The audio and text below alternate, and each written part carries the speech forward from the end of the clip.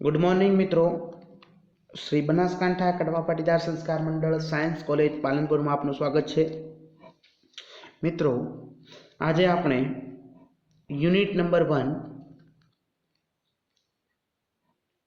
Paper code है CCCH 501 संकीर्णोनी क्रियाविधिनो अभ्यास करीशुं। मित्रों, संकीर्ण संयोजनों एटले शुं तेना विषय आप जाणो छो। संकीर्ण संयोजनोनी स्थिरता विशेनो આપણે अभ्यास करीशुं। तो संकीर्ण संयोजनोनी स्थिरता एना पर ए घणा बधा परिबळो पर आधारित छे। धातु आयननो ऊंचो ऑक्सिडेशनांक, लिगेंडनी प्रकृति, लिगेंड में रहेला इलेक्ट्रॉन दाता परमाणुओं की संख्या, धातु आयननु आवर्त कोष्टक में स्थान, द्रावक तथा तापमान वगैरह पर आधारित है। अने एना आधारे संकीर्णों स्थिरता ने बे प्रकार में डिवाइड करी शकाय। एमां प्रथम है थर्मोडायनेमिक स्थिरता। तो संकीर्णों आ प्रकारनी स्थिरता जे छे ए धातु आयन अने लिगेंडनी बंधन शक्ति, संकीर्णनो स्थिरता अचळांक अने थर्मोडायनेमिक चल विधेयो वगैरह द्वारा जाणी शकाय छे। त्यारबाद अन्य प्रकार है गतिकीय स्थिरता, काइनेटिक स्टेबिलिटी।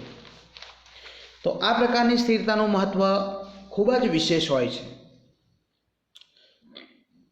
संकीर्ण संयोजनों जुदा जुदा द्रावणों मिश्र करीने बनाववामां आवे छे।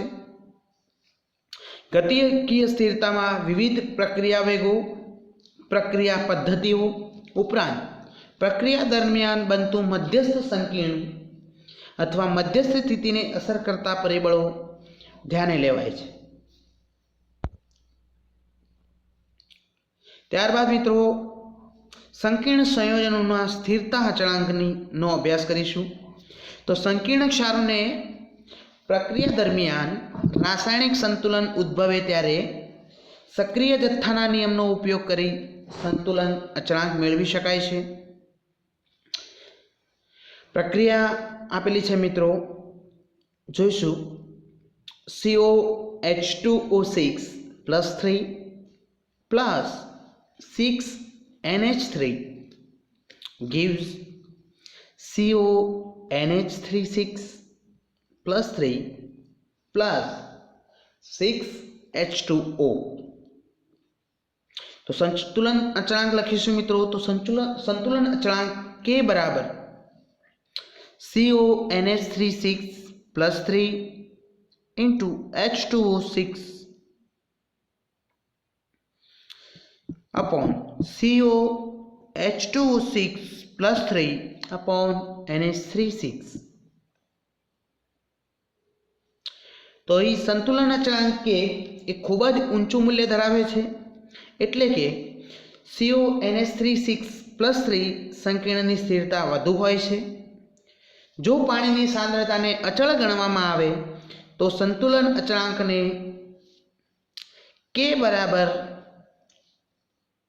CONH36 +3 upon COH2O6 +3 into NH36 द्वारा लखी शकाय छे। आ संतुलन अचळांक ने स्थिरता अचळांक कहे छे। जेम स्थिरता अचळांकनुं मूल्य वधु तेम निपज CONH36 +3 नी स्थिरता पण वधु। आम स्थिरता अचळांक ना व्यस्त ने अस्थिरता अचळांक कहे छे।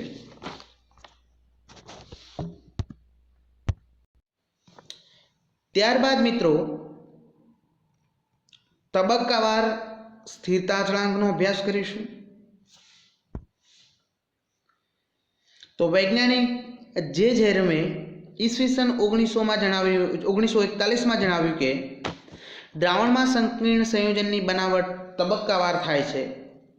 आम तबक्का प्रमाणे धातु साथे लिगेंड संयोजाय छे, तेथी घणा मध्यस्थ संकीर्णो उद्भवे छे। જો ધાતુ M હોય અને તેની સાથે L લિગેન્ડ સંયોજાતો હોય તો તબક્કાવાર પ્રક્રિયાઓ અને સ્થિરતા અચળાંક નીચે પ્રમાણે થાય છે. તો M plus L gives ml, એનું સ્થિરતા અચળાંક થશે K1 બરાબર ml upon m into L. ત્યારબાદ અન્ય તબક્કો જોઈશું તો ml plus L gives ml2, તો એનો સ્થિરતા અચળાંક જોઈશું K2 બરાબર ml2 upon ml into L. ત્યારબાદ ત્રીજો તબક્કો જોઈશું ml2 plus L gives ml3, એનો પ્રક્રિયા સ્થિરતા અચળાંક જોઈશું K3 બરાબર ml3 upon ml2 into L up to આ જ પ્રમાણે ચોથો, પાંચમો, છઠ્ઠો છેક અનંત સુધી વિવિધ તબક્કા આવતા જશે અને એ પ્રમાણે નિપજમાં રૂપાંતર થતું જશે. તો ml n-1 plus L gives mln, તો kn બરાબર mln upon mln-1 into L, જ્યાં n એ ધાતુનો સવર્ગાંક છે અને ધાતુના સવર્ગાંકની કિંમત એ લિગેન્ડની પ્રકૃતિ ઉપર આધારિત છે. ત્યારબાદ મિત્રો સ્થિરતા અચળાંક અને એન્ટ્રોપી વચ્ચેના સંબંધનો અભ્યાસ કરીશું. તો થર્મોડાયનેમિક વિધેયો નક્કી કરવા માટે સ્થિરતા અચળાંકનું મૂલ્ય ઉપયોગમાં લેવામાં આવે છે.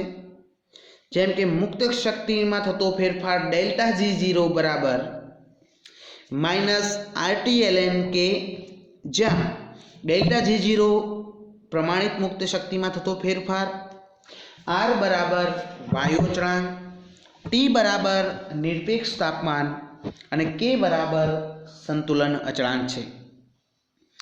વળી મુક્ત શક્તિમાં થતો ફેરફાર ડેલ્ટા G0 એ એન્ટ્રોપી ફેરફાર ડેલ્ટા S0 અને એન્થાલ્પી ફેરફાર ડેલ્ટા H0 સાથે સંબંધ ધરાવે છે.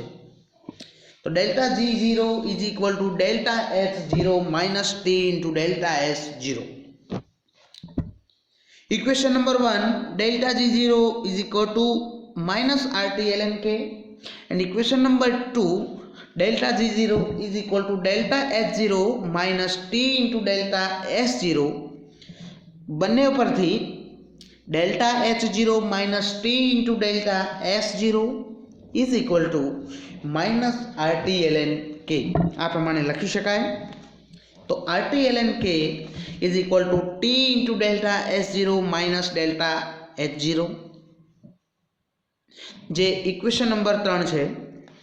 તો ઇક્વેશન નંબર 3 પરથી સંકીર્ણ સંયોજનોની સ્થિરતા વિશે ચોક્કસ માહિતી મળે છે અને આ સમીકરણ અનુસાર ઋણ એન્થાલ્પી ફેરફાર એ ધન એન્ટ્રોપીમાં થતો ફેરફાર સંકીર્ણની સંયોજનોની સ્થિરતા માટે ખૂબ જ અનુકૂળ છે. ત્યારબાદ મિત્રો નેક્સ્ટ જોઈશું કાર્બનિક રસાયણશાસ્ત્રમાંની રાસાયણિક પ્રક્રિયાઓની ક્રિયાવિધિને જેટલી સ્પષ્ટ અને સારી રીતે સમજી શકાય છે તેટલી જ સારી અને સ્પષ્ટ રીતે અકાર્બનિક રસાયણશાસ્ત્રની પ્રક્રિયાઓને સમજી શકાતી નથી. સંકીર્ણ સંયોજનોના અભ્યાસમાં પ્લેટિનમના સંકીર્ણોનો ઉપયોગ શરૂઆતમાં બહોળા પ્રમાણમાં થતો હતો, કારણ કે પ્લેટિનમના સંકીર્ણો પ્રમાણમાં સ્થાયી, સરળતાથી બનાવી શકાય તેવા, ઉપરાંત લિગાન્ડ વિનિમય પ્રક્રિયાઓ પ્રમાણમાં એટલી ધીમી થાય છે જેથી ક્રિયાવિધિનો પ્રયોગશાળામાં સરળતાથી અભ્યાસ થઈ શકે છે. આ ઉપરાંત બીજી કેટલીક બાબતો જે પ્લેટિનમના સંકીર્ણોનો ઉપયોગ સંકીર્ણોની ક્રિયાવિધિને સમજવા માટે વધુ થાય છે. સંકીર્ણ સંયોજનોની વિસ્થાપન પ્રક્રિયાઓના અભ્યાસ માટે પ્લેટિનમ +2 સંકીર્ણોની પસંદગી કેમ થઈ એના વિશે જોઈશું. તો સંકીર્ણ સંયોજનોની વિસ્થાપન પ્રક્રિયાઓના અભ્યાસ માટે અન્ય સંક્રાંતિ તત્વોના Am+2 આયનો કરતાં પ્લેટિનમ+2 થી બનતા સંકીર્ણો વધુ પસંદ કરવામાં આવે છે, કારણ કે પ્લેટિનમ+2 ના સંકીર્ણોનું સહેલાઈથી ઓક્સિડેશન થતું નથી, એટલે કે પ્લેટિનમ+2 નું પ્લેટિનમ+4 માં ઓક્સિડેશન મુશ્કેલીથી થાય છે. એ જ પ્રમાણે Ni+2 જેવા દ્વિસંયોજક ધન આયનોનો સવર્ગાંક પણ 4 છે, પરંતુ તેઓના સંકીર્ણો sp3 સંકરણને લીધે સમચતુષ્ફલક, dsp2 સંકરણને લીધે સમતલીય ચોરસ એમ બે પ્રકારની રચના ધરાવે છે, જ્યારે પ્લેટિનમ+2 ના સંકીર્ણો ફક્ત સમતલ ચોરસ રચના ધરાવે છે.